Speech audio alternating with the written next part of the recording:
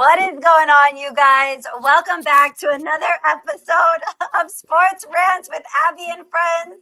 And I swear, God, you're not my friend right now.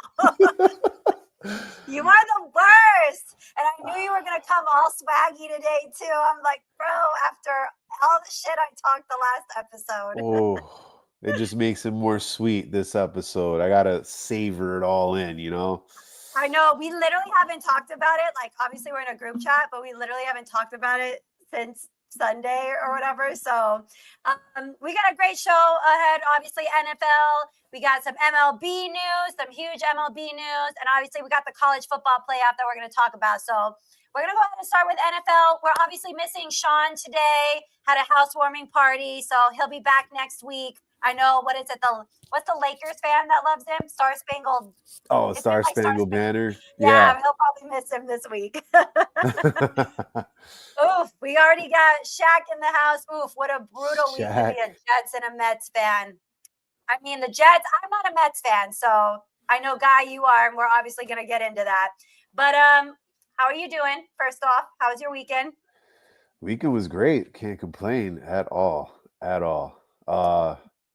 You know, a lot of crazy, games happened this week, and not just our game, but well, a lot of, puzzle pieces are a little scattered right now. So I don't know. Well, But let's go ahead and get into it.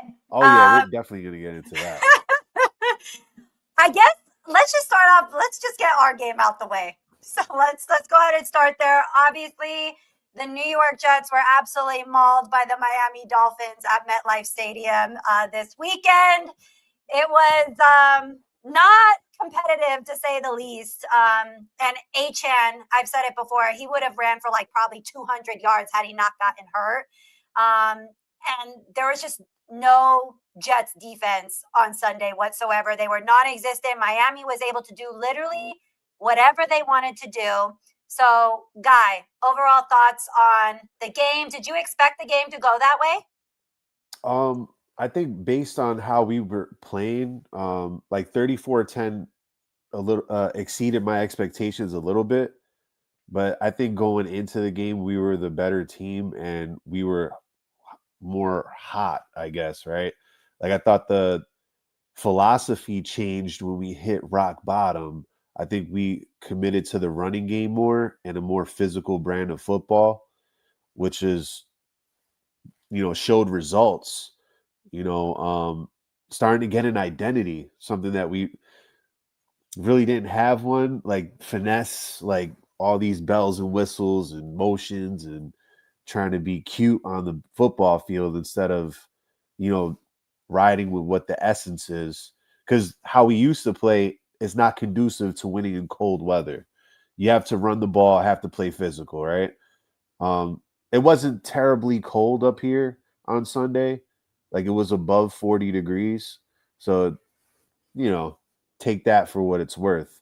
A real test will be this Monday against the Steelers in Pittsburgh. But yeah, I thought, we were able to run at will. Ashan getting hurt was a little scare. But yeah, he would have had like 200 plus yards easily. Mm-hmm. And, you know, just a confidence boost for Tua for not really like turning the ball over, like that was a good thing. I mean, you guys still don't have an interception this year, right?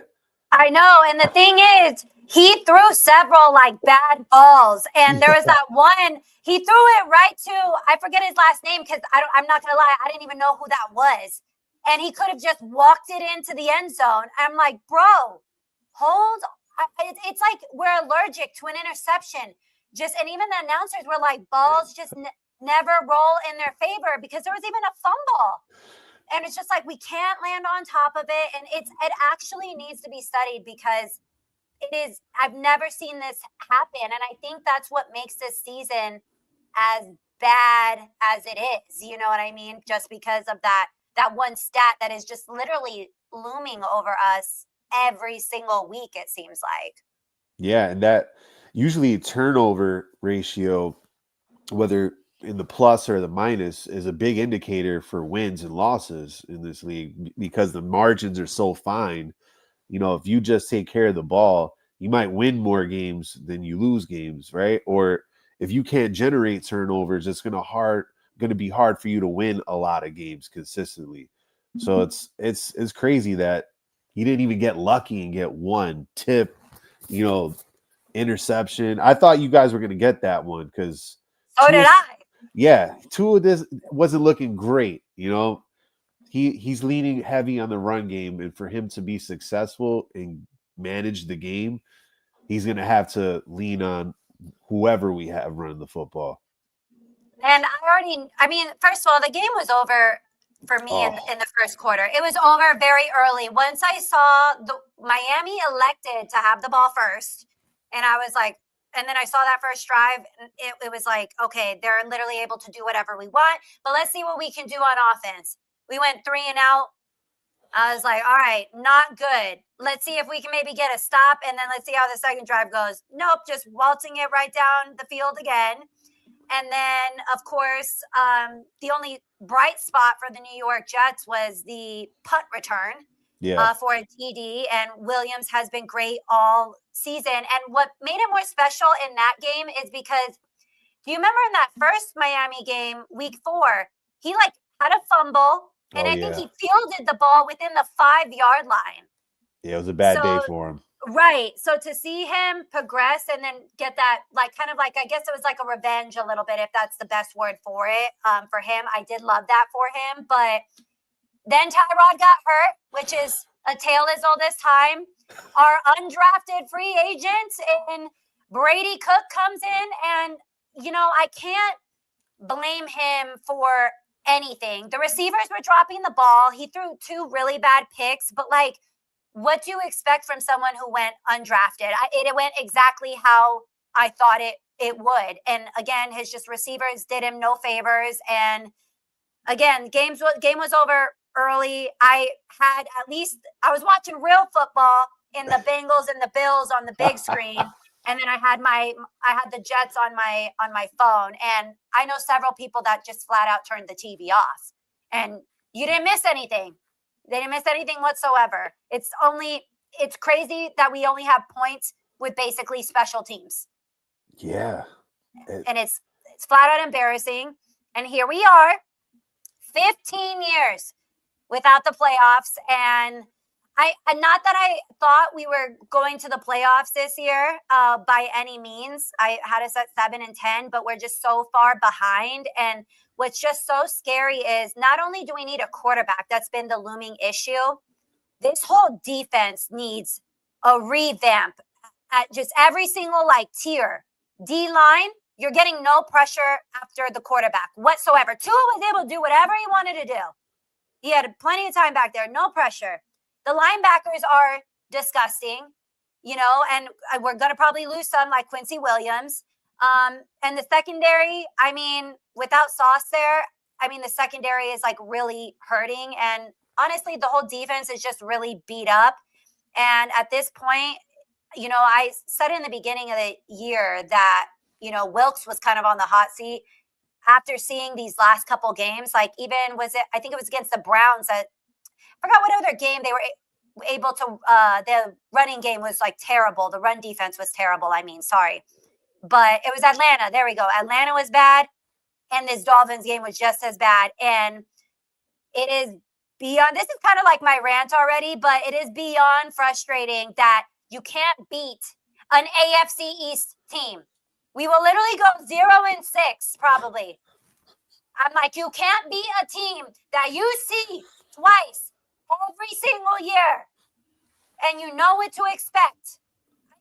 I don't get it. They look so underprepared all the time. And I don't even know what's happening with this week.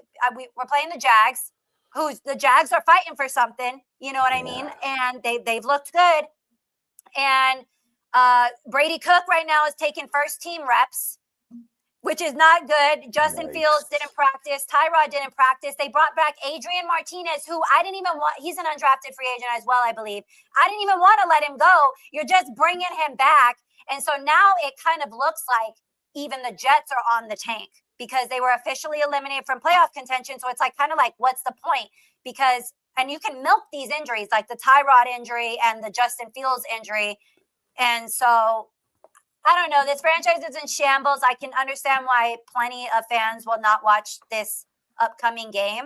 And the only bright spot for me is I made the playoffs in my first year in fantasy. It was top 4 teams, and I was the 3rd seed. So nice.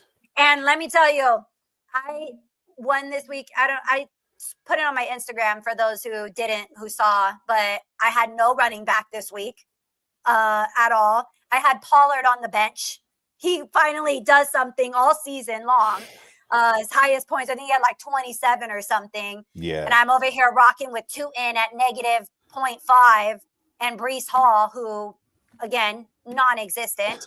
He didn't even have a reception. No. Breece Hall couldn't even have a reception. You didn't even bother to get creative whatsoever. That's another weapon for your undrafted free agent who you just didn't even bother to didn't draw up a play to throw it to one of your best weapons on offense. But I swear I probably got my rant out of the way already. But I mean, it's nothing new with this franchise, and it is what it is. Onward, let's just get the season over and done with. And now I'm fully in like draft mode, I will say.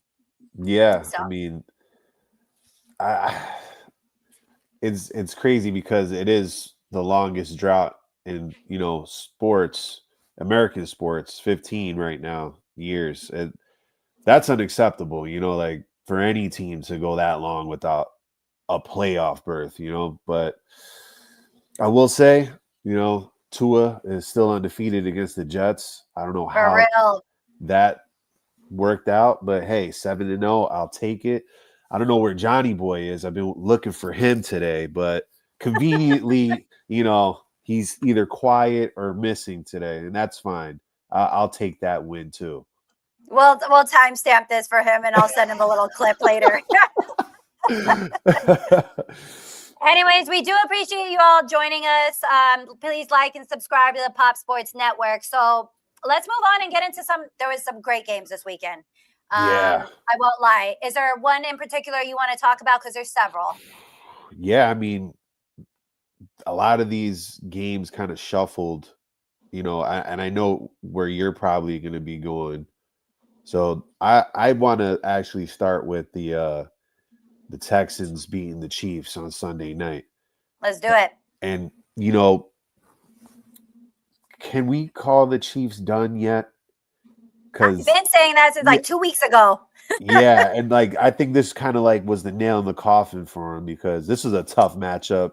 Houston has been hot, you know, like their defense has been impenetrable. Like they're making great quarterbacks look silly out there.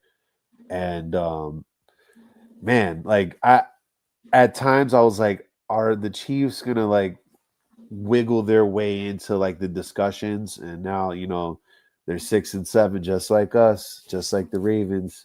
And now it's getting late early in Kansas City. So I just want to shout out the Texans for, you know, they started the year off kind of rough, you know, and I don't think anybody wants to play them if they have to draw them in the playoffs.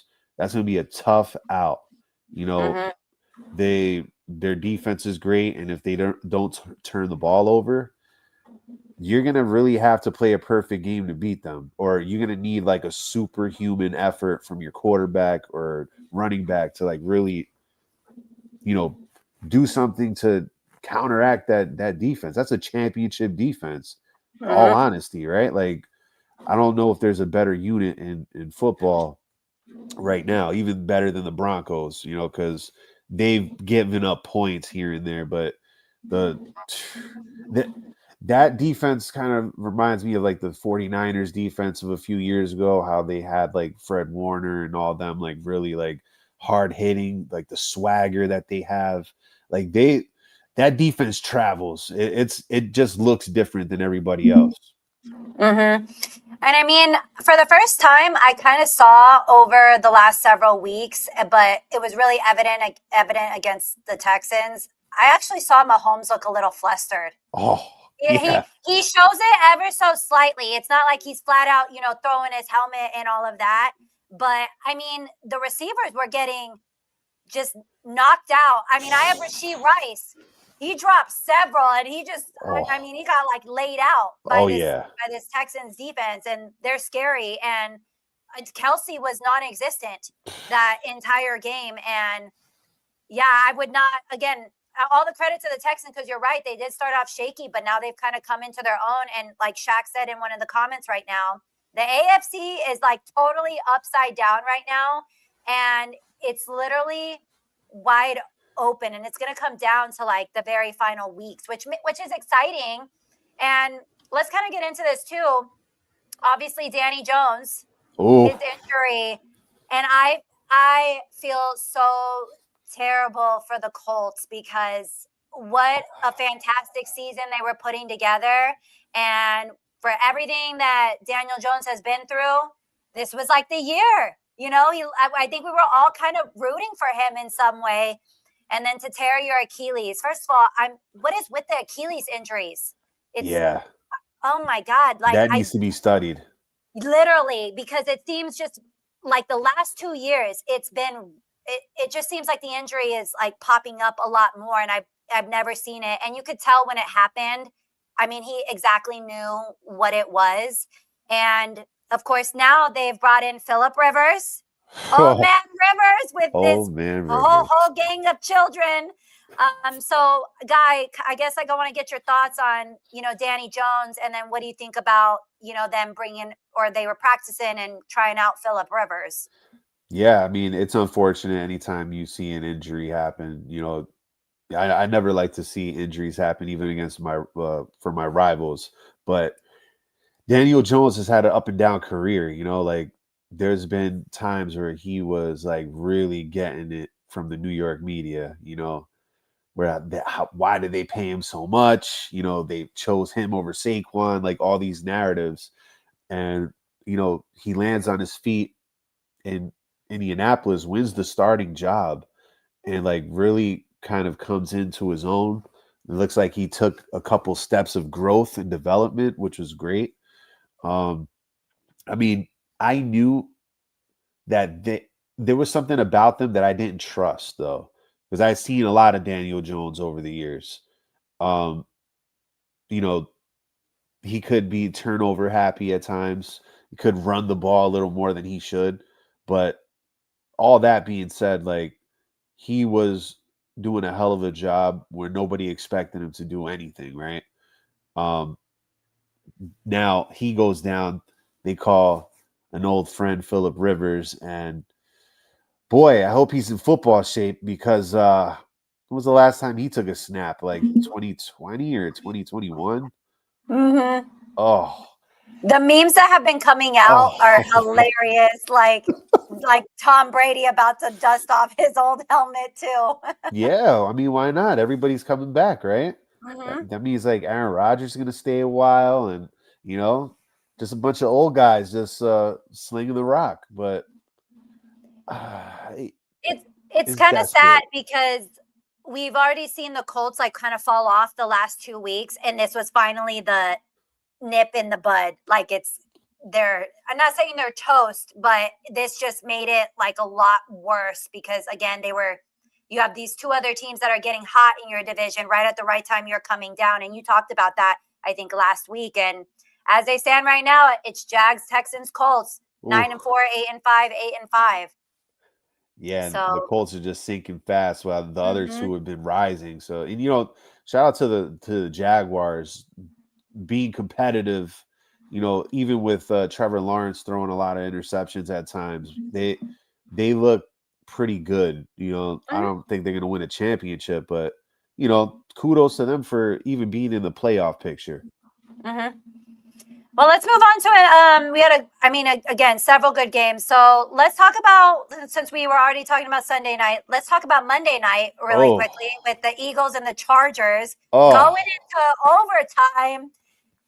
I was like, what is going on in this game? Truly, like, I've never seen I think the final numbers was 4 interceptions for Jalen Hurts. Yeah. It just was one of the sloppiest games I've ever seen, but it also was so exciting. It's not like it was ugly. Do you know what I mean? Yeah. And so I was like super invested. So what are your thoughts on the Eagles? This is not good for the Eagles, I can tell you that much. No, and Jalen Hurts, man, you this is what rock bottom feels like, right? Like 4 interceptions. You had that interception fumble play where if they're gonna give your boy shit for the butt fumble, you Mm-hmm. turned it over twice in one play, right? Like that's kind of wild. But Mm-hmm. they they've been out of sync for weeks already, right? Like it just came to a boiling point in this game where quarterback and receivers don't really seem to be on the same page. It's a little bit of the play calling, the lack of establishing the run game. The Mm-hmm. running game is not as successful as last year. So now Mm-hmm. it's like you can't really like have to load the box to try to stop Saquon, right? Mm-hmm. Um they they're they're probably going to win the division by default, Mm-hmm. but if you draw them in the first round, that's an upset special right there. And right now I think Literally. the Niners have that 6th spot, and they would go. I would favor the Niners in that game if they or any other NFC team going there, because they're beating themselves right now, and Mm-hmm. cohesion and chemistry are one of the most undervalued things in team sports. It really manifests itself in games like this, right? Like 4 interceptions for a guy that takes care of the ball, right? If you had Jalen Hurts in fantasy, you're never going to forget this game. He had I don't even think he had 1 point. I didn't end up seeing the final stats for that. I was just too worried about my own team. Oh no, I had him on my team. He You did? Did you win Yeah, this week? no, and he's a big reason for it. So Well, I'm upset. I know. And I bring up this game as well because it's been a little bit of a trending story. So I believe her name's Laura. I think it's Laura Rutledge. I could be wrong. Did you catch that post game interaction with her and Justin Herbert? Yeah, Okay, so a lot of people have had several thoughts on it, and I kind of wanted to know yours. So for those of you who don't know, it's a little clip going around, and obviously after the game, the person that the reporters are going to talk to the most or want to talk to the most is obviously going to be the quarterback. Okay, so he's trying to, I get it, celebrate with his team, a big win, an exciting win. She's also she's got a job to do. It's about a 30-second it's like a 30-second to a minute interview she's trying to get. And Justin Herbert kind of like shoves her off a little bit and is like, I'm trying to celebrate with my team.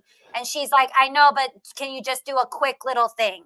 So, and I've seen perspectives that are just all over the place. Some are like in favor of Herbert, some are in favor of Rutledge, I believe her name is. Some are just like they're both trying to do their job. So I want to ask you, what are your thoughts on that whole interaction? yeah. I mean, to be fair, like I could see both sides of it, but like from a teammate perspective, yeah, you want to in the moment celebrate with your teammates. I get it. I mean, it's a regular season game against a team that you don't really play often, so I didn't know the real meaning behind this win unless it was for personal reasons. But yeah, you're a face of the franchise, you're a quarterback, you kind of know that they're going to come talk to you after the game. Um I'm not sure, like I said, what difference or meaning that this game had in particular, but I just feel bad because like, you could hurt that girl's career, like, oh, like this happened to you, it's a bad look. That's why like the cooperation with whoever you're interviewing is very important, because like one like bad like vibe or whatever the case may be, the audience a lot of times can't discern what's good reporting and what's not. So they're gonna be like, oh yeah, he dissed her in national TV. Like, you know what I'm saying? So I kind of side more with the reporter on this one, where like he should have just took a little bit of time to answer a question. because like you're going to be celebrating this game anyway. It's a regular season win. Literally. It's not a playoff win where you came back and won at the end. They didn't really look that great either. You beat a bad team that played like crap, and with all those interceptions, you only won by a field goal in overtime. Like, let's chill, bro. Like, and you're gonna go to the locker room and celebrate more, but this is a regular season game. We still have several weeks of football to be played. It's not like you won the Super Bowl or anything. And I understand both perspectives. You know what I mean? I get it, but from like a player's perspective, you probably do this every single week, so just stay along with the routine almost. You know what I mean? And again, it took a minute of time, and he just gave, again, I don't even care if it's the same generalized answers that he gave. You know what I mean? He said the same standard basic answers, which was fine. I think it literally took an all but 30 seconds. Her question would be like 10 seconds. He would ramble for like a little longer. And literally, I think she asked maybe 2 questions.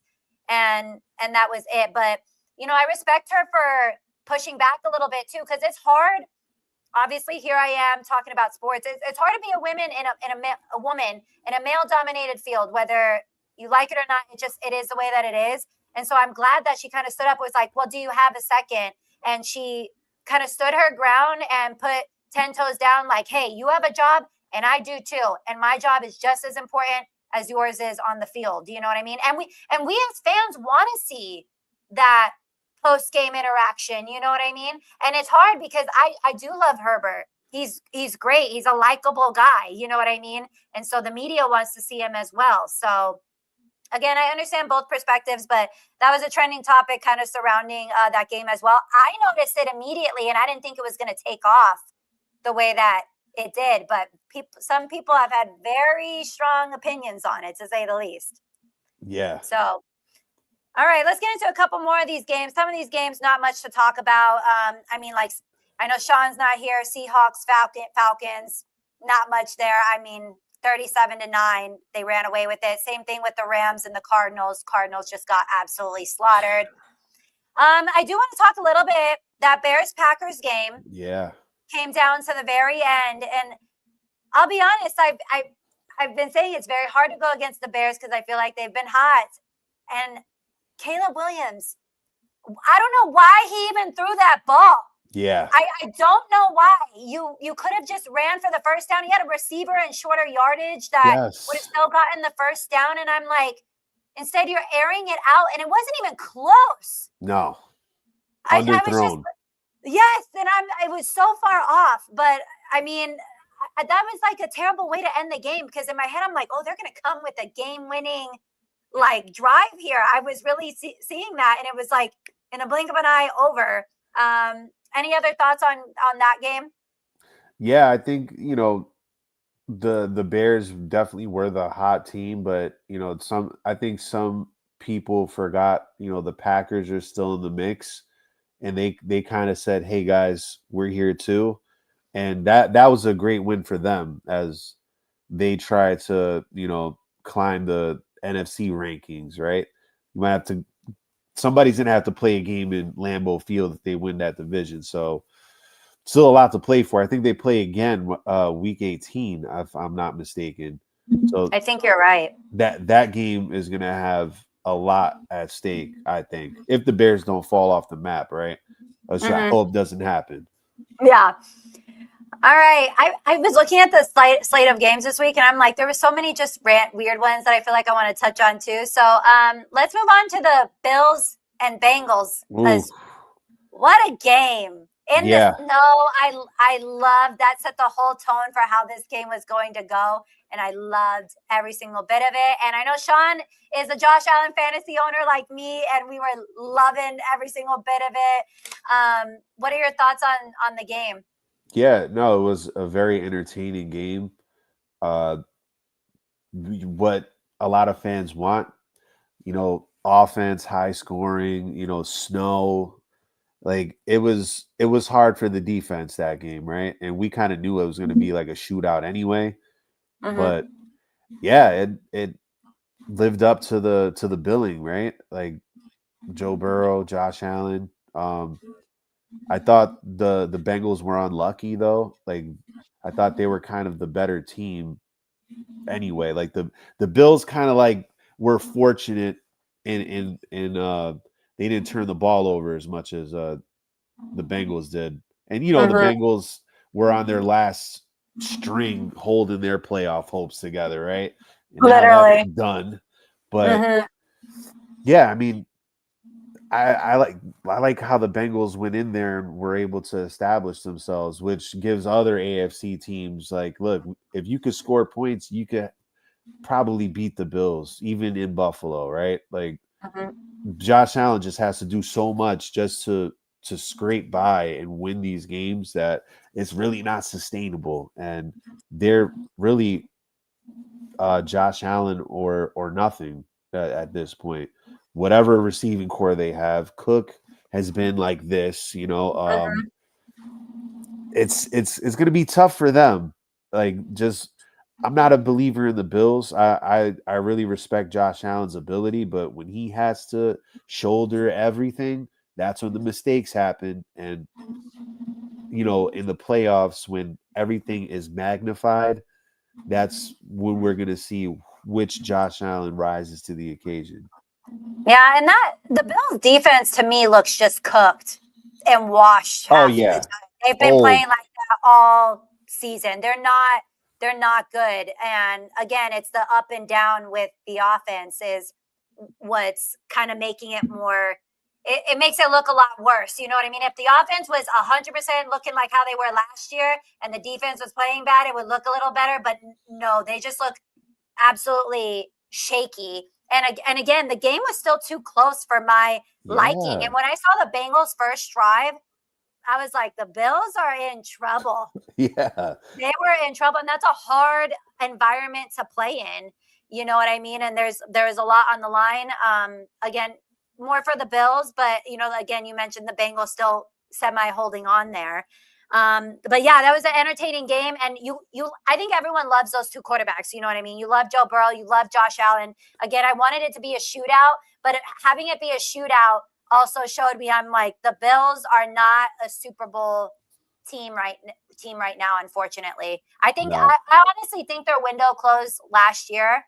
If I'm yep, being honest, I thought that was the last possible time, and this whole season has absolutely shown it. And again, you just have. I mean, who would have known for the AFC East, like the Patriots? Well, you said the Patriots were going to be good. I'm a hater, and of course I'm biased, and those words will never come out of my mouth. But I didn't think they were going to knock off the Bills yeah, essentially. And man, oh man, have they proved me wrong. All righty. We had a blowout game with the Commanders and the Vikings. Did you see that Zach Ertz video with his ACL? yeah. Oh, Oh God. man, That it's like that kind of looked career ending, to be honest. yeah. It was his knee was not I don't even know what it did, but it did it midair. And he knew it. And I mean my heart just again to see two injuries this week was horrible. You Yeah, know what I mean? And to two people, I think we all likable guys, and we don't want to see anyone go out like that. But yeah, terrible, absolutely terrible. But Vikings come out on top of the Commanders 31-0. Blew them out. I sure as hell didn't have the Minnesota winning that game either. no.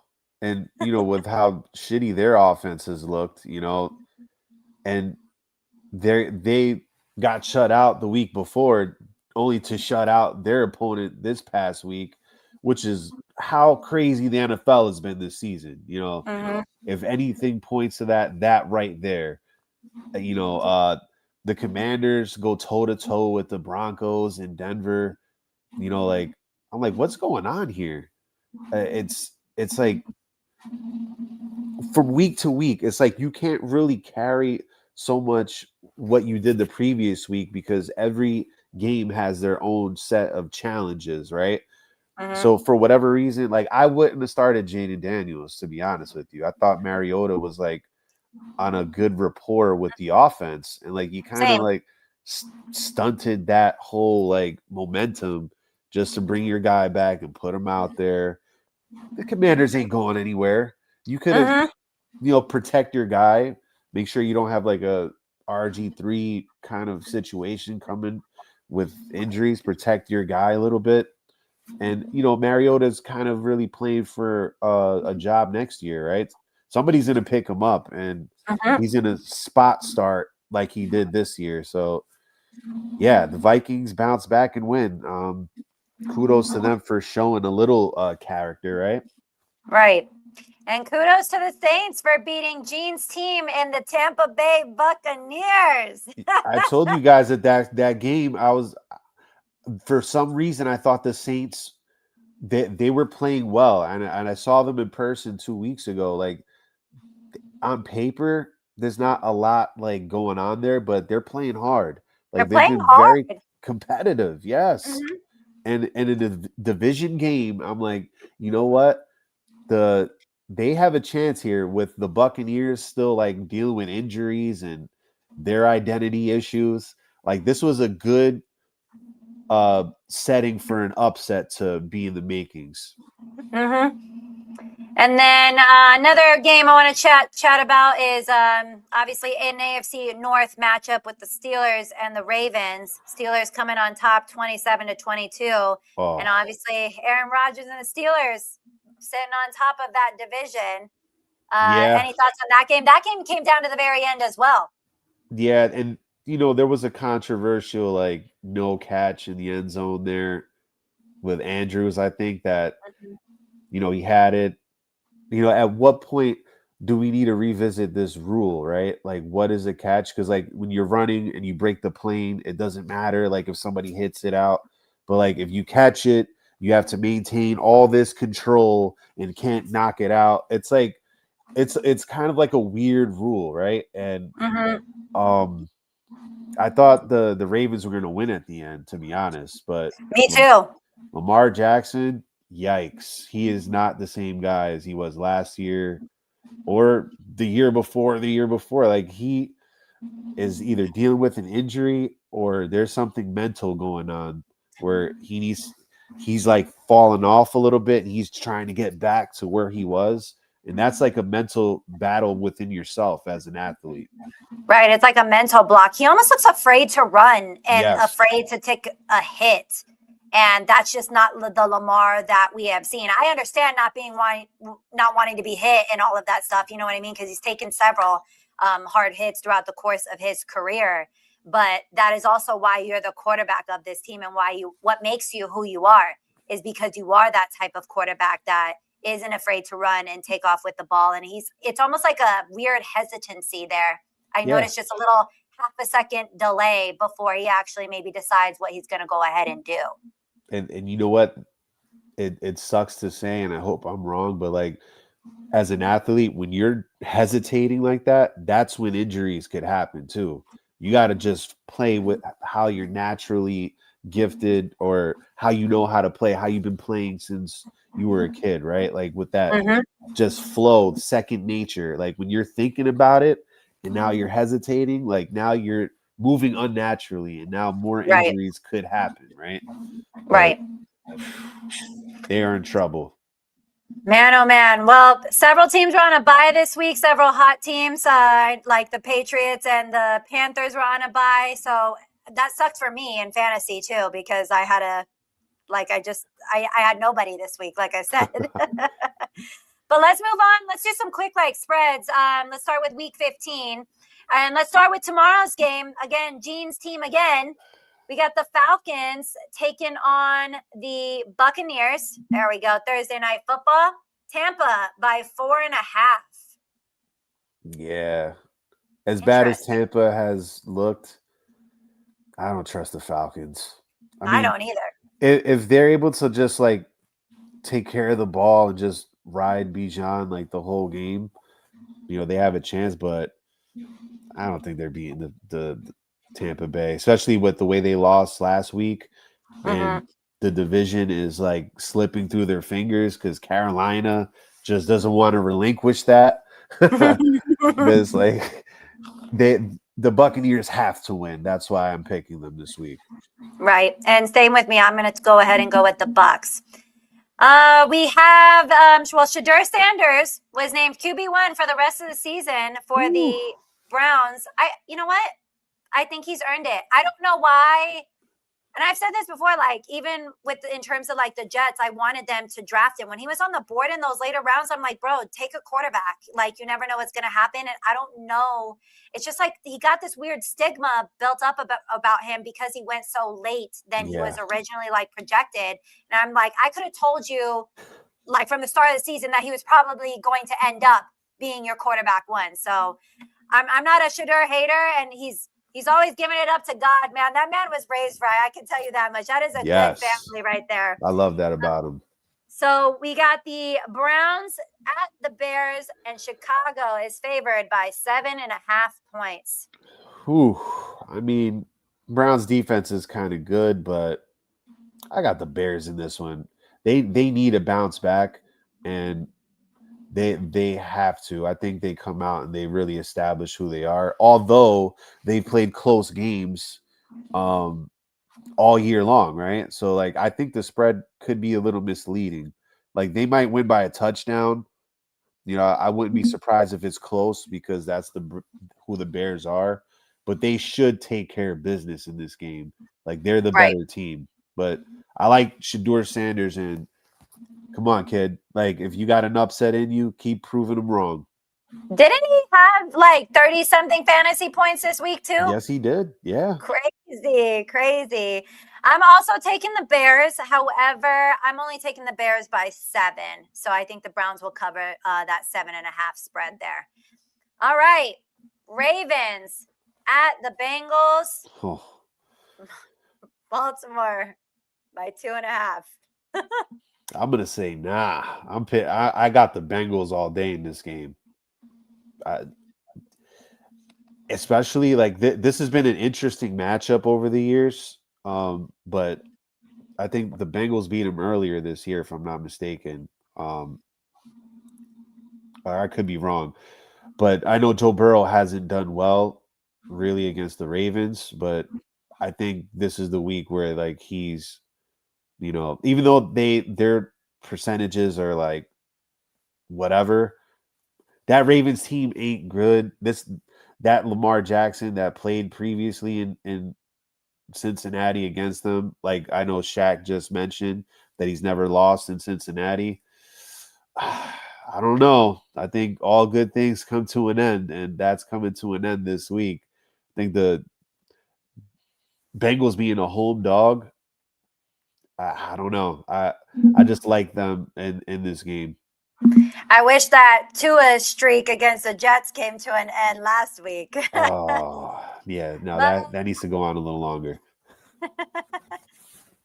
Praying on my downfall, man. Let me have some good things. I don't have many, especially being a Jets fan. I was actually shocked right now looking at the spread. I was like, am I reading this right? Baltimore by 2.5. And I don't care that I know Shaq said Lamar has never lost in Cincinnati, but I'm taking Cincinnati in this one. I think it's easy. It's a home game. And we just talked about Lamar right now and his injuries and stuff like that. And yeah, I was actually genuinely confused when I saw this right now. It was my first time looking at it. I'm like, it just makes no sense to me, but I'm sure, you know, the odds change throughout the course of the week. It'll probably be 1.5 by the time we get to Sunday. So no, and you know, like the way this season has gone, you know, the unexpected usually happens. So Lamar might go off and he, you know, they crush the Bengals, you know, everything. Because how many times have we thought that things were going to happen and the opposite happened? So, but we're using our heads and logic in this one.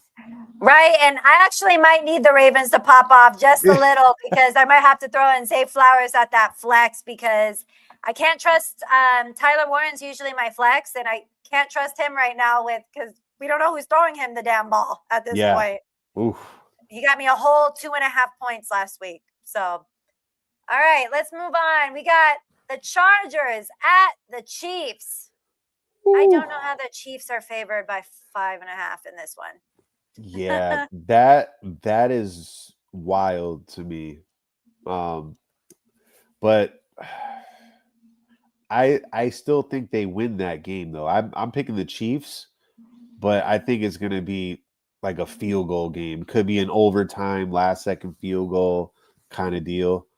I'm not a real believer in the Chargers either. I think Mhm. these two teams are kind of like whatever, and just the Chiefs being at home and playing a familiar opponent makes me lean towards the Chiefs. I might end up going with you, but I think the Chargers do cover that 5.5 spread, Oh though, yeah, yeah, 100%. easily. All right.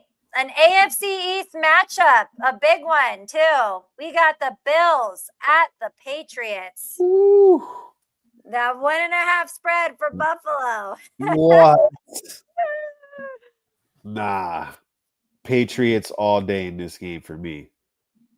Uh, the way that they have been playing all year, I think their defense is going to show up, especially now that they've seen all week that they're a home dog. Like, really?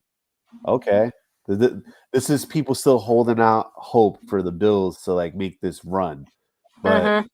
I don't know. I think there's a new player in town, right? And it's the Patriots, and this is their division to win. And I think they want to put a stamp on this season and say, look, we did it by sweeping the Bills. Mm-hmm. And as much as it pains me to say this, I'm going with the Patriots as well. I mean, to go into, again, we talked about the environment in Buffalo, so to already go and punch them in the mouth at their own home stadium, I don't know why they would lose. I don't know why the Patriots would lose at home at Gillette. So, and honestly, it's very clear the Patriots are going to sit at the top of the AFC. So I'm like, y'all can just keep winning. You know what I mean? Don't matter to me at this point. Yeah. Literally, that's how far gone I am. I don't care. We got another exciting matchup, an NFC East matchup with the Commanders at the Giants. Whoa. Game. What an 11. It's a 1:00 game, but 11 a.m. for me. But they got the Giants by 2.5 at MetLife Stadium. And Yeah. it has been announced that Jaden Daniels will not play this week.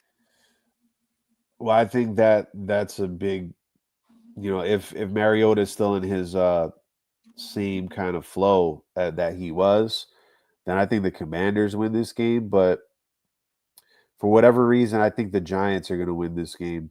It's just like two teams that are out of it. The Commanders really just laid an egg last week to the Vikings, who that offense didn't look great. And 31, huh? Just no fight, no.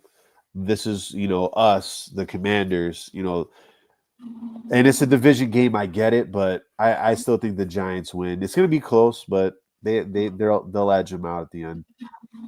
I'm going to go ahead and go with the Giants too, simply because they're at home and MetLife Stadium needs a win. Yes. All right, we got the Raiders. Oh. At a 2-11 Raiders, man. Raiders at the Eagles. Philly by 11.5. Oh man. And Kenny Pickett is apparently in line to start for the Raiders. Wow. Philadelphia is probably going to win this game, but I don't like the spread.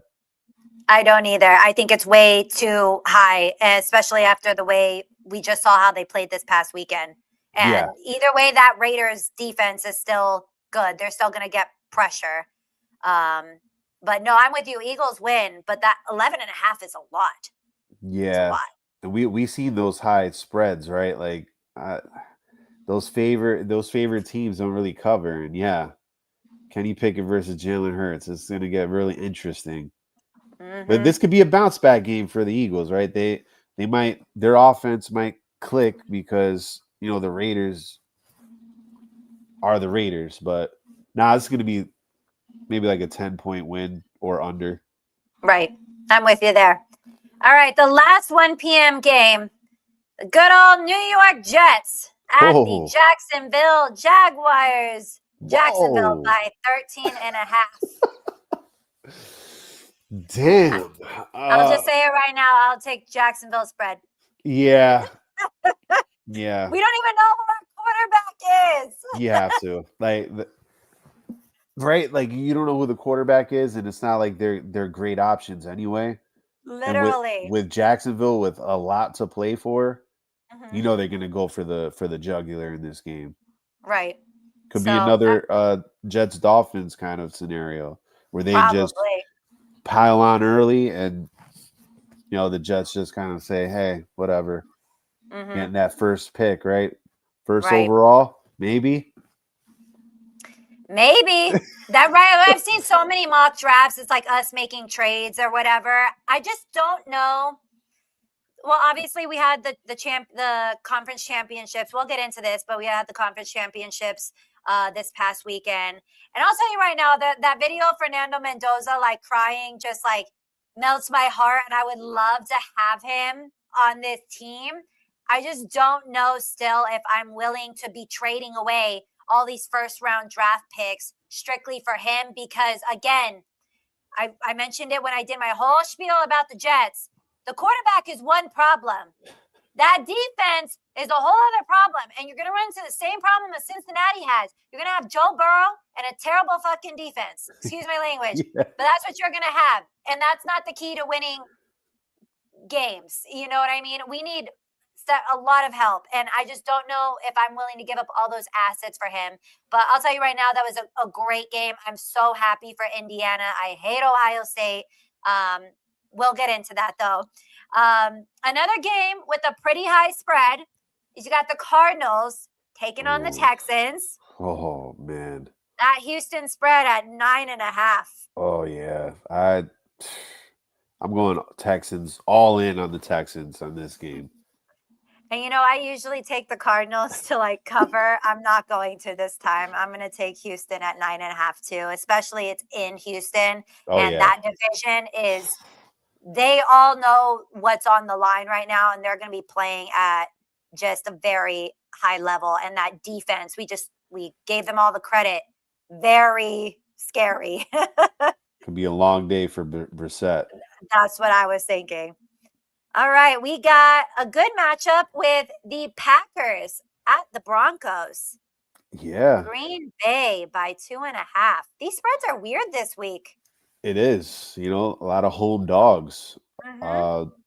And I get it because the Broncos haven't really impressed on offense. So, they play these close games for whatever reason. They don't really need to, but for some reason that's in their DNA. They kind of remind me of the Chiefs last year with this close game stuff. I got the Packers in this game. To me, I could trust them more. I think they're better as an overall team. They're better than the Broncos, even though they're going to Denver and the elevation and it's cold. But Green Bay plays in cold too, so it's like, how much of an advantage is that? Yeah, I think the Packers can beat you in more ways than the Broncos can, and that's why I'm going with the Packers. The thing with the Broncos that's just pissing me off is the way that they've been squeaking by with these wins. Yeah. They've been managing to do it, and I'm waiting for it to come to an end and them stop running out of luck. I don't think it's happening this week, though. I'm going to take a Broncos win here. Ooh, okay. So, all right. Another good matchup. Lions at the Rams. Jared Goff Bowl or the Matthew Stafford Bowl, right? It's like, both teams benefited from that trade, right? And they've both been really good teams in the NFC for the last few years, but I think the Rams win this game, and I'm taking the spread too. Like, I think they win by a touchdown. This is a prove it game for them too. Like, we need to assert ourselves if we're the Rams, right? Like, again, the Lions have been up and down this year. They're still a good team, but they're not as good as they were last year. And I mean, if they control the clock, though, and really ride Gibbs and Montgomery and kind of like play like this time of possession game, even though like uh, their coach is kind of like ultra aggressive. I think they need to like chill a little bit in this game and just keep that Rams offense off the field. And if they're able to do that, they can win this game. But I don't know if they can do that because that's not in their identity, and that's why I'm picking the Rams. All right. And I think I'm going to go with you. I'm going to go with the Rams, and I'll take the Rams spread as well, too. All right. Panthers at the Saints. Carolina by 2.5. Ooh. I don't know how I feel about this one. Yeah. These spreads are they're throwing me off. Yeah. I mean, this is going to be a close game, like this isn't a blowout, but I think the Panthers win in the end. They're going to find a way. It's going to be a competitive, close game, but this is the difference. I think the Panthers beat the Saints in a close game as opposed to like the Buccaneers dropping the ball last week. Right. And I'm going to go with the Panthers on this one. Obviously, coming off a bye week, too, got some extra, probably necessary rest. And I think they're going to be ready for the Saints. But I can see them winning by just like a field goal. And again, we just talked about the Saints playing hard. So I'll take Panthers and I'll take that 2.5 spread, too. All right. Titans at the 49ers. 49ers by 12.5. Yikes.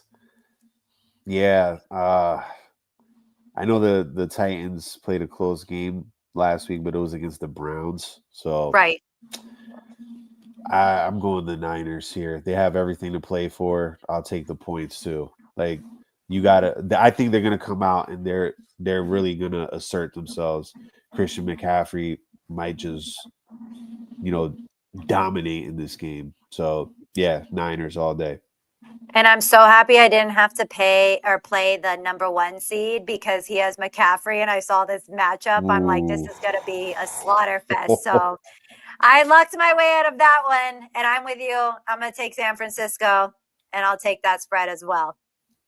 All right. Got 3 more games. We got the Colts at Sean's team in the Seattle Seahawks. We got the Seahawks by 13.5. Whew, man, these spreads are, extreme. It's like Colts. We all of a sudden their quarterback gets hurt, and it's like they automatically were like the Vegas odds went completely like down a shit show. Yeah, and this is a tough matchup for whoever's going to be taking the ball for the Colts this week. That's a tough stadium. Rough. That Lumen Field is rough. And that defense, yikes. Filthy. I'm taking the Seahawks, even by this large spread. They'll win by 2 touchdowns. Yeah, and I'm with you there too. I'll take the Seahawks as well. I'll take the spread. Plus, I need JSN to go off. So, all right, Sunday Night Football. God, I hate when the Sunday Night Football are these terrible games. Yeah, we have the Vikings at the Cowboys. They got Dallas by 5.5. I mean, I wouldn't be surprised if this is a close game for some reason, but I think the Cowboys win this game.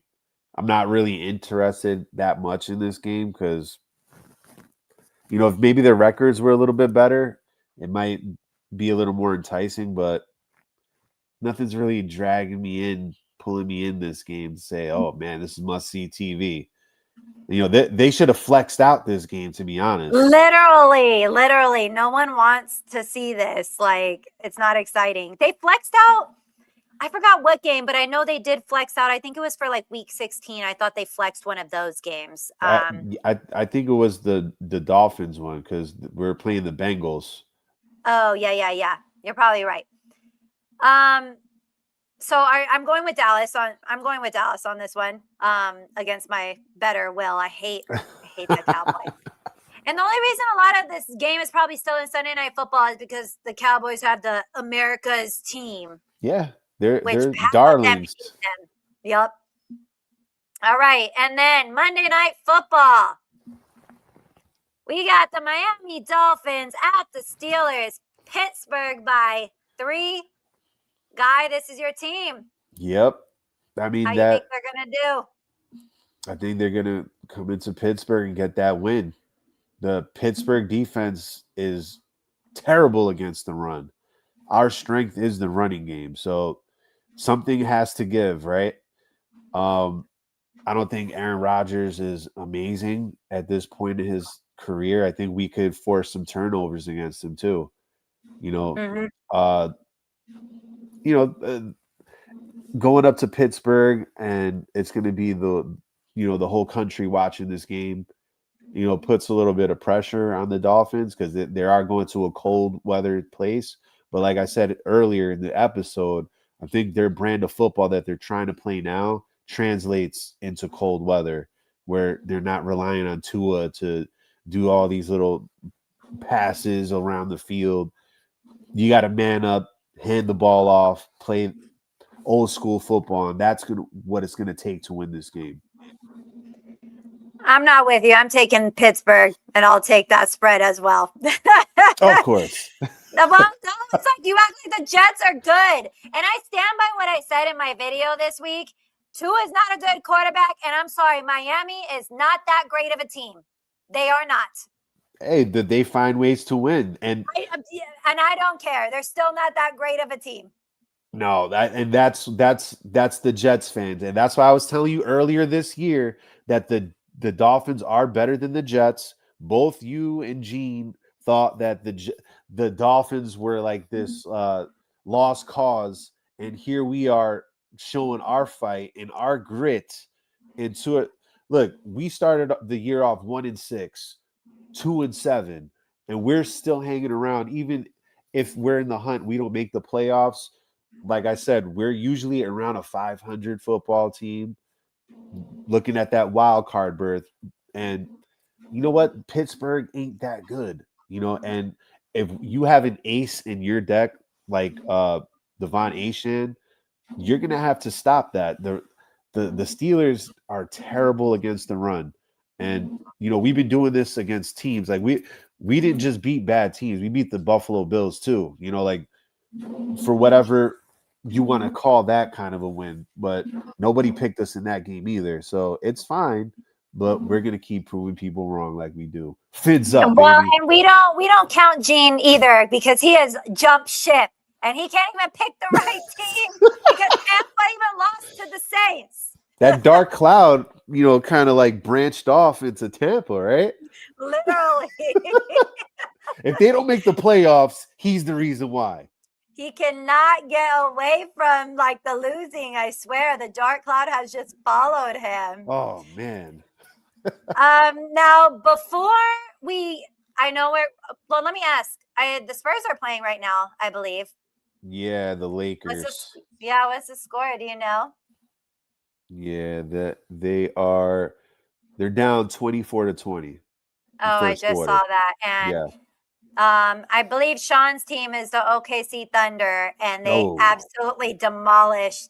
It was bad. It was over early, but they absolutely demolished. 49-point win. Yeah, it was that bad. And the Suns couldn't get anything going, it's very hard to see because I've been seeing them play tough the last couple of games and whatnot. Now we're gonna get into MLB, and I know you have a lot of thoughts, Guy. All right. And I'm going to kind of let you run with that portion too, because again, you're the knowledge there with the MLB and you're deeply affected because of the Mets. Okay. But there we go. Thank you, Shaq. Yes, exactly. Let's continue on with the football talk just a little longer because we had conference championships and we have the college football playoff that has now been established. We have teams that are going to bowl games. And so let's kind of start off by talking about the college football playoff a little bit and the teams who have made it. A lot of teams upset. And then I want to get your opinion on, so as a result of not making the college football playoff, some teams have declined to play in a bowl game whatsoever. And I have a list here, but arguably the top one, of course, was Notre Dame. They were the big one and the big storyline. I think you have Iowa State that was included in there, a Big 12 team, and you have Kansas in there. Here, I got a list coming up here in just a second. Bear with me. All right, so as of 2 days ago, there was at least 10 teams who declined bowl invites. You had Notre Dame, you had Kansas State, Baylor, UCF, Florida State, Iowa State, just again, several teams. So before we get into that, Auburn's in there as well. So before we get into that, let's go back to the college football playoff and the teams who did make it in. Overall thoughts, Guy. Oh my God. Yes. They try to play us out. They try to play the U out, and for all those rankings and projections, they had them out, which I didn't think that they should be, anyway, because they did beat Notre Dame earlier in the year. And that should have factored into that anyway, and I think it did. However, I thought Notre Dame should have made it also. And because it's not college basketball where you have like all these teams and it's more inclusive, in a playoff that has only 12 teams, I kind of want the 12 best teams. And I don't think they did that, with James Madison and Tulane. Are you going to argue that they're better as a team than like a Notre Dame?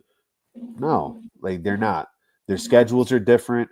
Their talent levels are different, and I'm not trying to shit on James Madison or Tulane making it, but we want the best 12, I think, anyway, right? Like James Madison versus Oregon is not going to be competitive, I don't think, and Tulane versus Ole Miss, like.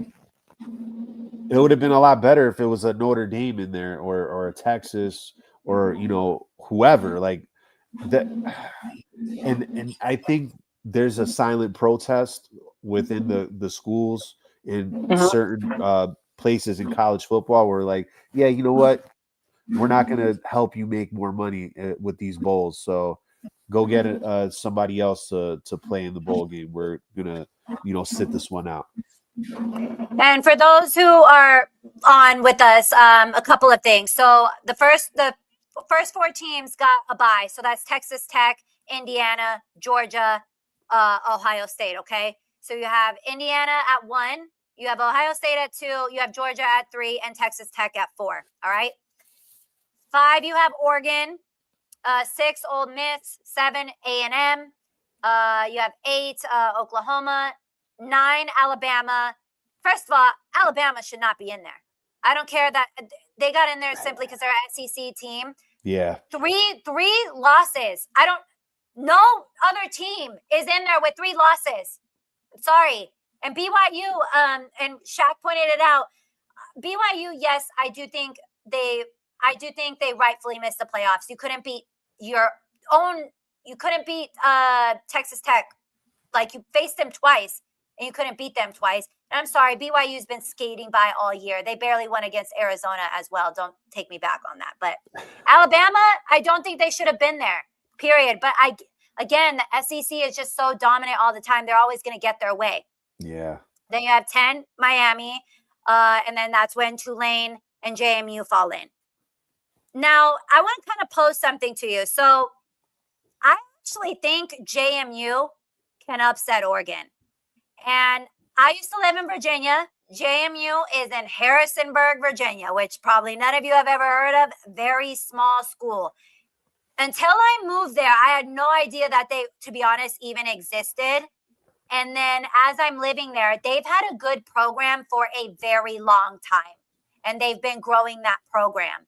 And the problem, I don't know how exactly you fix this because I'm still kind of working through my feelings as well. I get why Notre Dame is upset that they didn't make it. And the problem is, though, and you kind of touched on it a little, where is there going to be another path for some of these outer teams that are outside of like that big Power 5 to get in the college football playoff. This is why the playoff was kind of structured this way, so teams like JMU and Tulane could do it.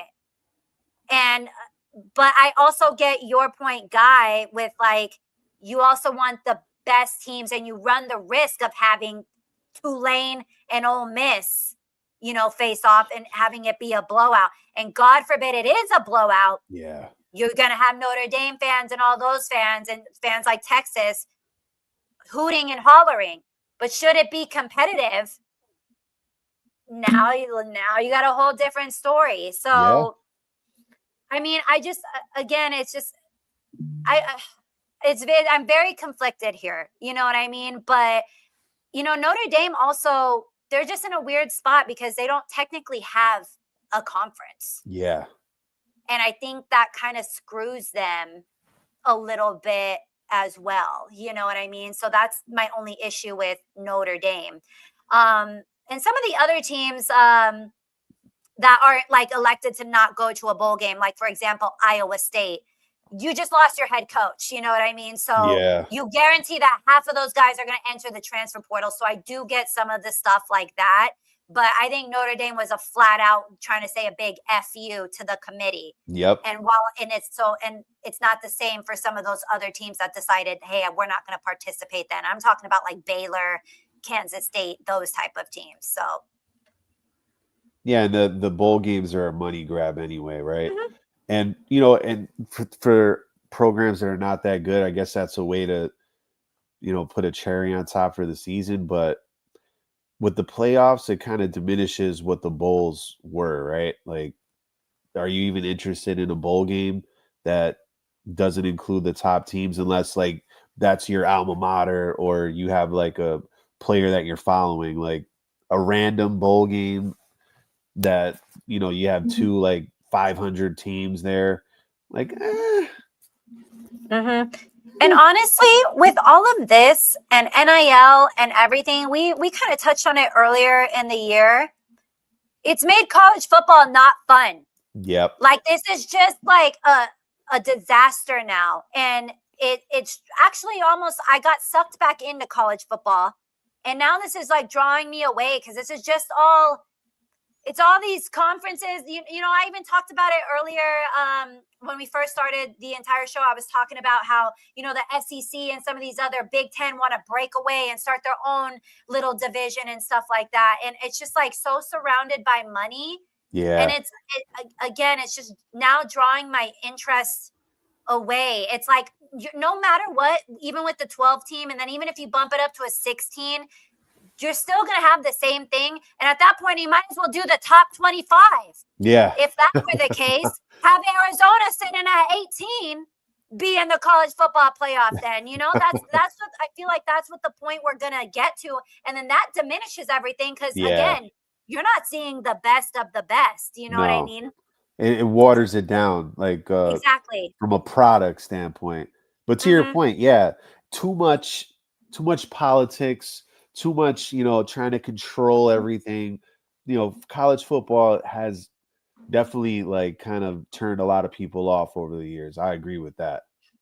Right. And looking at this bracket, of course, I will be going for the only Big 12 team. I will be going for Texas Tech. But I do have a little bit of favoritism to a team like JMU. I can definitely see them upsetting Oregon. Oregon, to me, they don't impress me that much. I hate to say that because, of course, you got Dante Moore over there, I believe. Obviously, potentially going to be one of the top, quarterbacks taken in the draft of this year. But the only team that Alabama sitting in there. That's the team that I'm more like wishy-washy about. And I get again, being upset by Tulane and JMU, but you got to give some of these other teams like a pathway to like kind of show if they can hang or not.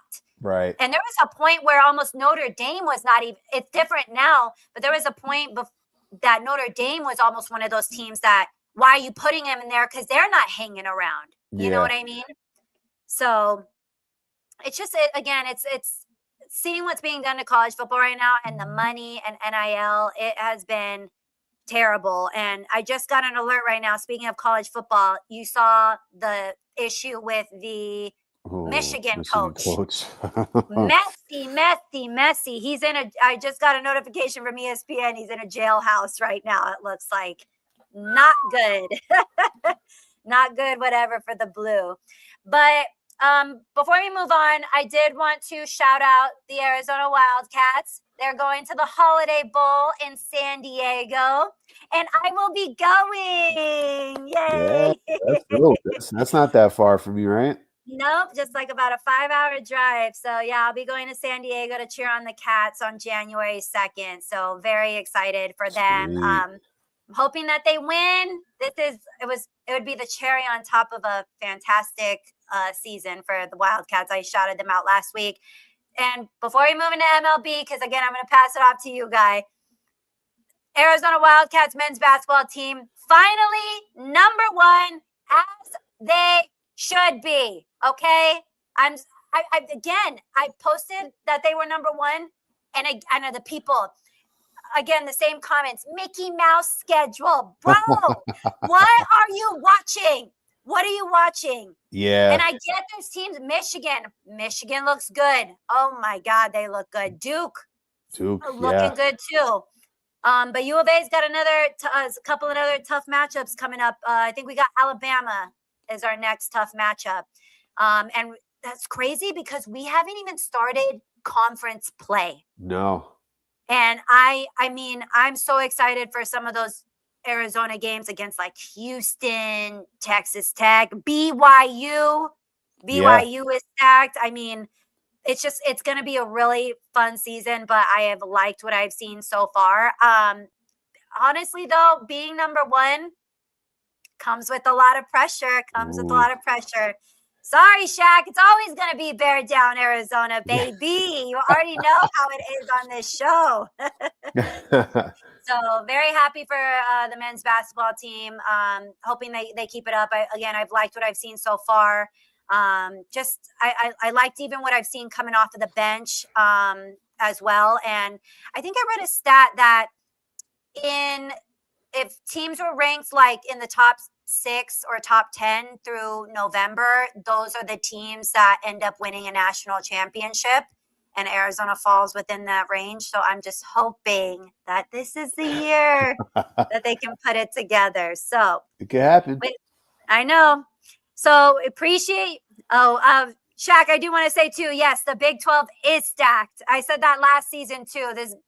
Again, that's why this conference play is going to be so much fun, because they're just going to have so many tough matchups there.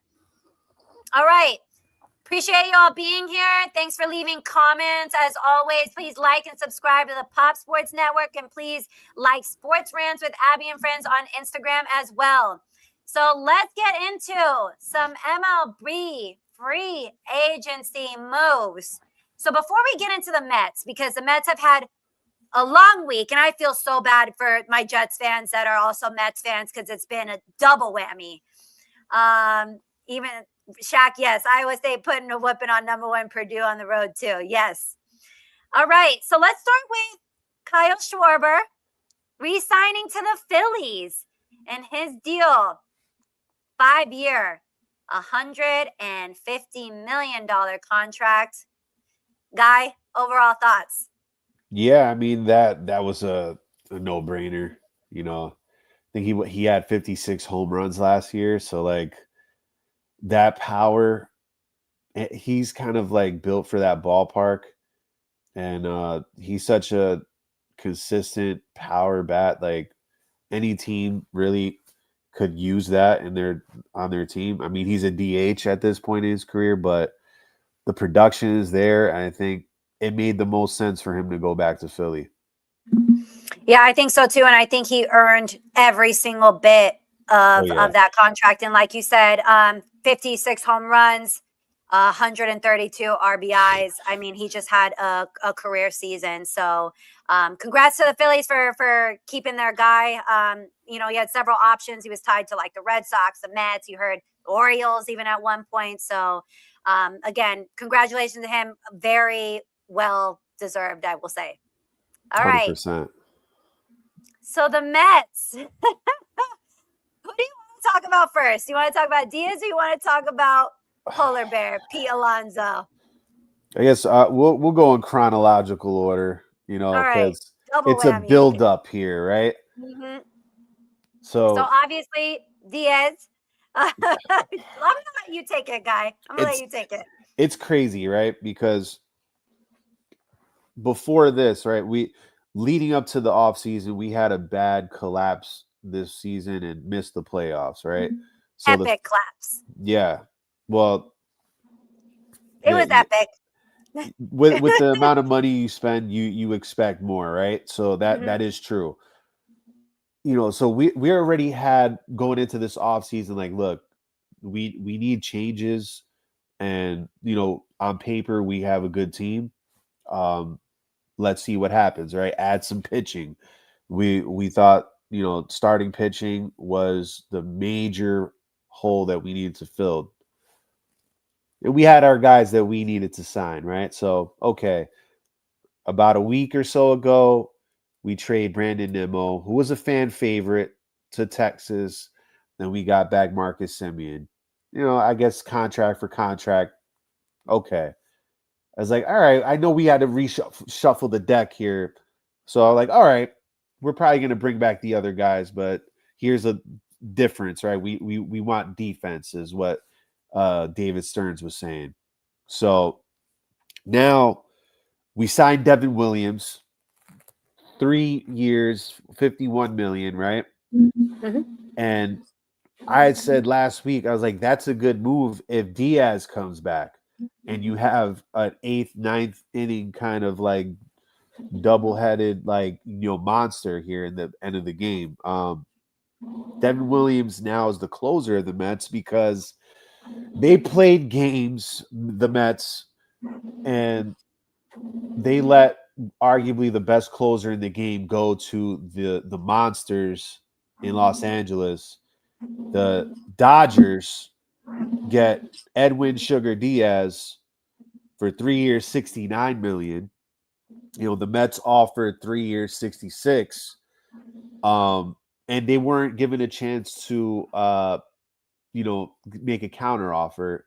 And the reason is, and I was reading and finding this out, is that they never really pursued Diaz with any, like, because he was on the team for, I think, 7 years, and they didn't really pursue him in a way that he felt wanted, right?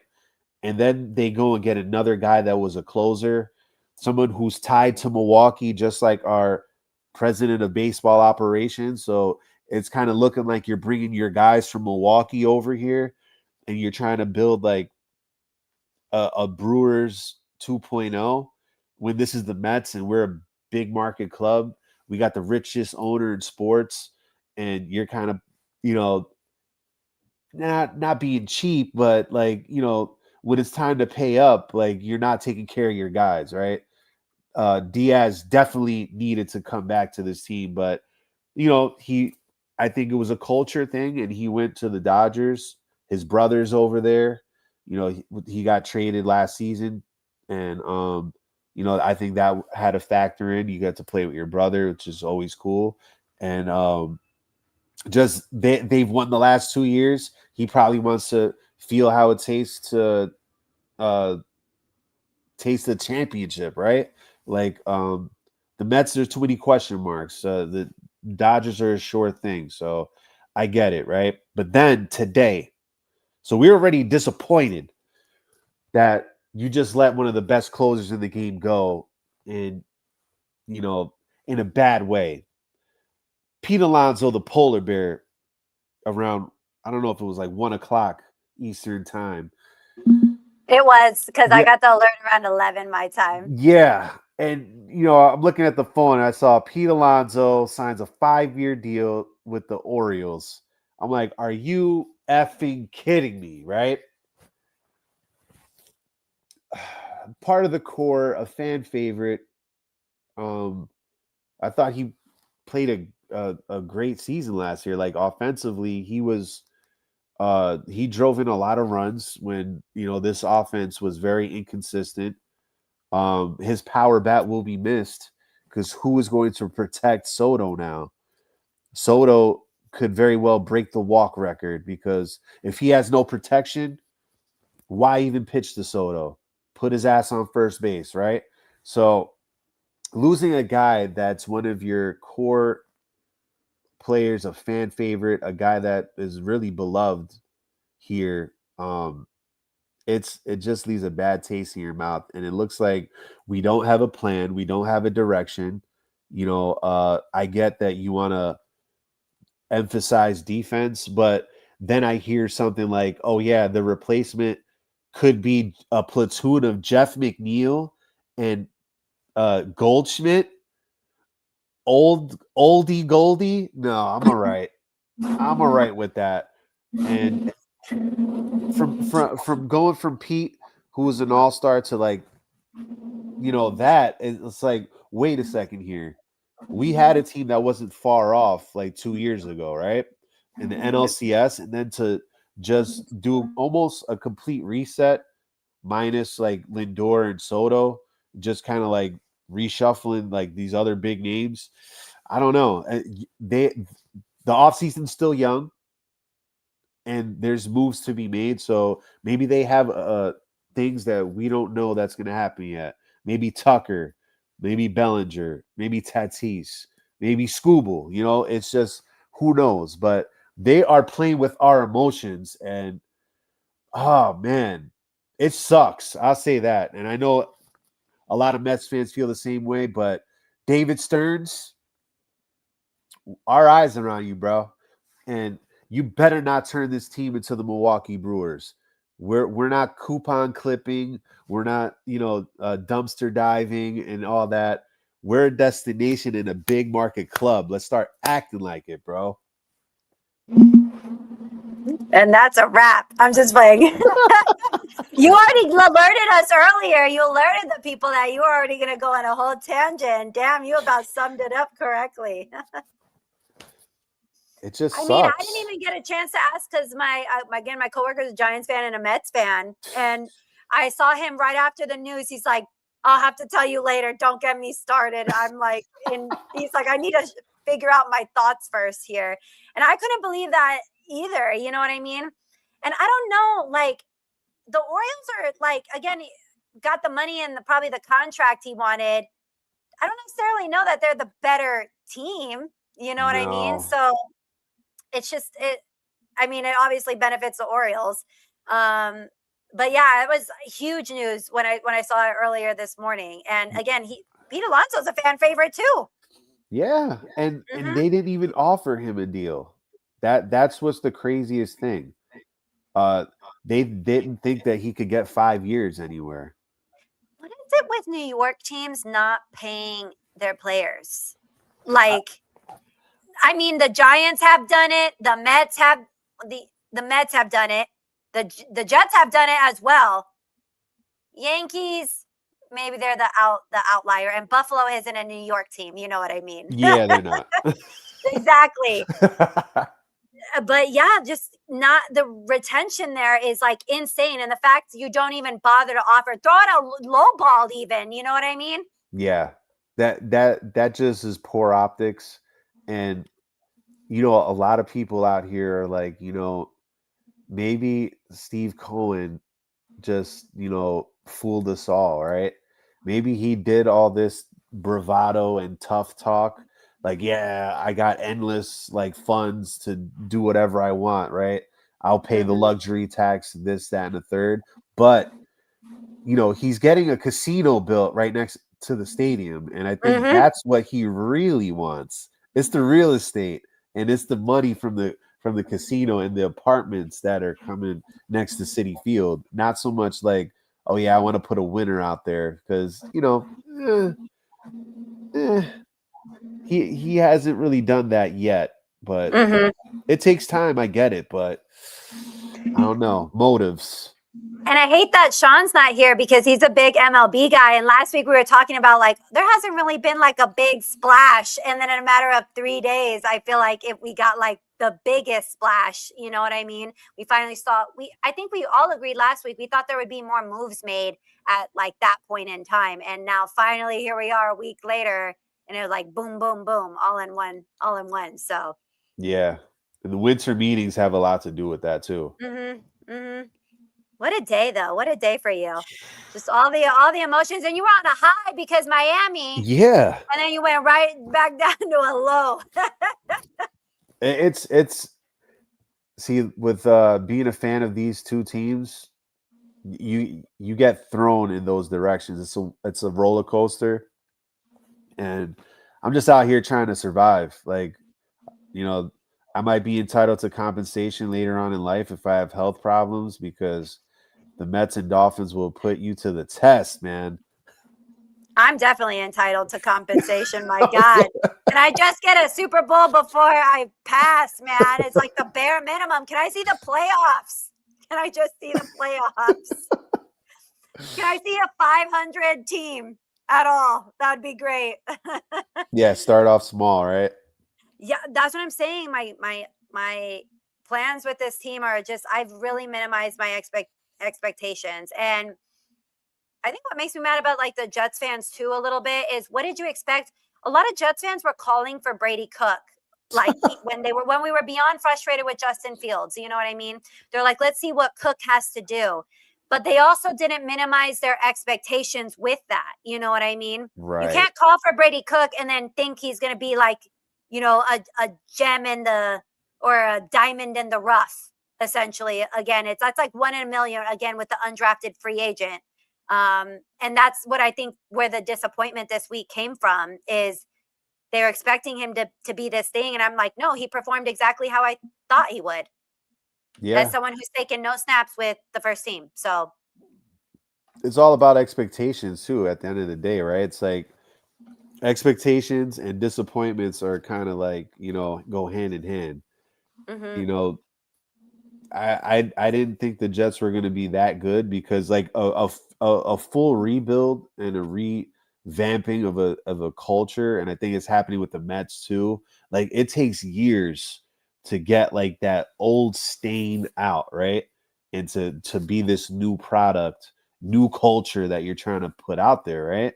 And it's just like it's hard because moves that are going to be made that you don't like as a fan, right? And you have to toe the line between what's best for business, what's best for the long term interest of the team, but also not alienating your fan base to where it's like, what the hell are you guys doing? Well, Guy, was that your rant for the day with the Mets? Oh yeah. No, they needed to get the full clip, let it off on them. I feel like I shared like when Nick Folk had the game-winning field goal. You did the same thing I did, where you shared like where you're at each day. Yeah. You're like a Yeah. little play-by-play. And I shared my stuff too. Obviously, Jets 15 years without the playoffs, and I just wanted to shout out the Wildcats for making the Holiday Bowl and being #1 in men's basketball. So I think we covered it all this week. Oh, Missing Sean, what? I did want to make a quick mention. Oh, soccer. Are you gonna Yes, say soccer? Yes. soccer, because hey, we now know where the games are being played and who's playing who. The groups were drawn. Some interesting What did groups. you think of them? I thought they were pretty interesting to say the least. I think the United States has a favorable group. Mm-hmm. They should make it out that group, and Mexico has a pretty interesting group. They're going to be playing all their games in Mexico, so that's definitely an advantage. But they have South Africa, South Korea, and one of the European teams in that playoff. Mm-hmm. And they should make it to the knockout rounds. But yeah, I mean, even Canada, like they probably have the hardest draw of the hosts. But yeah, there's some tantalizing matchups like Brazil, Morocco being in the same group. Yeah, That it's game's gonna Brazil, be a nutbag. Morocco. Yeah, Brazil, Morocco, Scotland, and Haiti. Yeah, that's a pretty good group. Just because like Brazil always has this, cachet about them, and Morocco made it to the semifinals in the last World Cup, the first Mm-hmm. African nation to do that. They're actually a rising soccer country with how much they produce, which is good to see. Um, you have France and Norway in the same group, so Mbappe is going to be playing against Holland. That's a great matchup. And then the first time teams, like I know, like Cape Verde, their first game is against Spain. Yikes! Welcome to the World Cup. You know, Curacao has to play Germany in their first Yeah, game. I saw that. Yikes! But you never know, because the beautiful thing about this is there's always surprises. There's always things that happen that you don't expect, and they're going to be playing in this part of the world. So, European teams might struggle with the time zone difference, the weather, like all those things come into factor, how much you're traveling even within the states or within the countries, because it's going to be a lot of travel. I know the United States, for example, is playing 2 games in Los Angeles and 1 in Seattle. So it's not that much travel for them. But other teams have more travel. But I know as the World Cup approaches, it's going to be buzzing because they got some star power. Like Portugal plays Colombia and Miami. That's a really interesting matchup. And we have Lionel Messi, right? This might be his last hurrah. Cristiano Ronaldo too, right? So like, it's exciting. I know I nerd out when it comes to the World Cup because it's like the prestige and the pomp and circumstance. It's the one time where people unite around the world, and this game brings people together. That's why it's the beautiful game. And in the deepest, poorest areas, if you have a ball, you could play. And that's the beautiful thing. It's not a country club sport. You don't have to pay to play unless it's here. In other places, all you need is a ball and have that love of the game. And we're going to see that manifest in the next few months, which is beautiful. Guy, I don't think I ever asked you like who you go for with like soccer. Yeah, I mean, obviously, like Puerto Rico sucks in soccer, so like that's what I was leaning towards, and I'm like, but you never talk about them. Yeah, I mean, I follow players, but usually I root for the Team USA. I hope they do good. I like other CONCACAF teams, so anybody that's like in the North American Conference or zone. So like if Mexico does well or any of like the neighboring countries do well, I like to see them. South American teams like Colombia, I like rooting for, and in Europe, I like Spain and Portugal. That's who I kind of follow. But and I like Morocco. That's a team that I think is going to make a deep run. It's funny because I'm not like a huge soccer fan, but I will be when like the World Cup comes. It's like the Olympics, you know what I mean? You're allowed to like dominate, so it's like hard because like I obviously will cheer for like the U.S., but like I'm also Hispanic and I'm Mexican, so I also like will want Mexico. And like honestly, the only soccer player I do like is like Jude Bellingham. That's like the only one I actually know and like follow on like Instagram and stuff like that. So it's like a very weird spot for me, you know what I mean? And obviously like my boyfriend and his family, he's really into soccer, and so he'll be going for Mexico, you know what I mean? Right. And when Mexico and the US played like earlier, it was earlier this year or whatever, it was like I was going for the US and then he was going for Mexico, so it's like a little divide, but I don't have no stake in the game though. It's like I like soccer and I appreciate it. It's obviously the most popular sport in the world for all the reasons like you just said. It's just I feel like it's a lot. It's like one of those sports for me that I have to be there. You know what I mean? And so you who knows? You might be at a watch party, and it might turn you on to soccer. Like the passion is you can't compare. Like the passion for the World Cup, like that when countries are involved, it's just a whole nother level of like investment, and it's great. And I know because I seen a United States Mexico game live a couple years ago, and man, Mexican fans travel well. They're great fans, and like just being a part of that and feeling the vibe of that atmosphere, it's really an experience that you should experience at least one time in your life. Right. And I was even watching that US Mexico game at the Circa Hotel in Las Vegas, and everyone was into it. Like, and it made me be more into it because of the environment I was surrounded in. You know what I mean? And then, of course, that big screen that they got there right in the pool. I'm like, it's just convenient. I'm in like a little chair, and then I would get in the pool and like watch it and have my little sippy drink. You know what I Uh-huh. mean? So that's what I'm saying though, like other people being into it really brought out like the sports in me, even though again, I'm not, it's not, again, I'm more of like a football girly, a basketball girly, that type of thing. But again, this is the time of year where I'm like, USA, Oh yeah. things like that. So I'm glad you USA. pointed that out right before we got off. And it's funny, as soon as I heard you say that, I was like, I forgot soccer. I know I did. And I posted it earlier too. Like I Yes. felt like so much shit like happens. I swear, news always breaks the moment we get off. Yeah. Like we get off Wednesday, Thursday, there's news. Yeah. And this is that time of year, right? Where Mm-hmm. there's some off season, there's some playoff implications in other sports, and happens to be a World Cup year. So like a lot of things, like the World Cup draw had presidents there, right? From the United States, Mexico, and the Prime Minister of Canada. So like and Tom Brady and Shaquille O'Neal, Kevin Hart, Aaron Judge and Wayne Gretzky were part of that whole experience. So like they're definitely trying to make soccer one of the major sports in this country. I think that's the main goal of this World Cup is to make a lot of money, but to make the United States a soccer loving country once and for all. Right.